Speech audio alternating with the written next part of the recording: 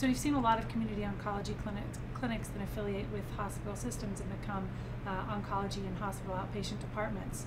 What's happened, though, as a result of that, despite the reduction in cost of purchasing chemotherapy, in hospital outpatient departments, cost has increased substantially.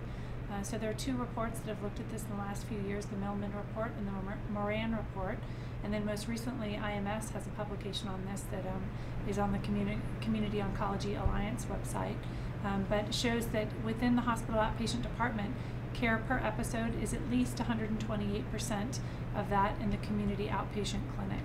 And so what we see is cost has increased substantially. I think a lot of that is because hospitals traditionally contract for higher rates in addition to the facility fees encountered when in the hospital setting.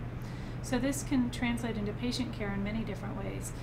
One, it's an increased cost for payers and employers, but also oftentimes the copays for patients is increased. What we've learned is that with any intervention, compliance with any therapeutic intervention can diminish when the out-of-pocket costs increase, and so there could be issues with compliance for medical therapy because of those increase in costs that we see in the hospital setting.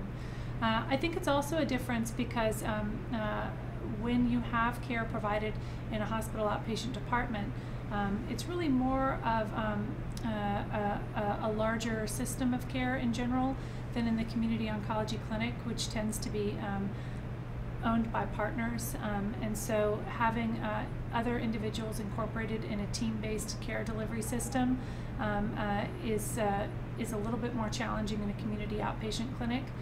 But I know I practice in the community outpatient clinic in Texas, and we certainly have incorporated many of those other individuals into our practice.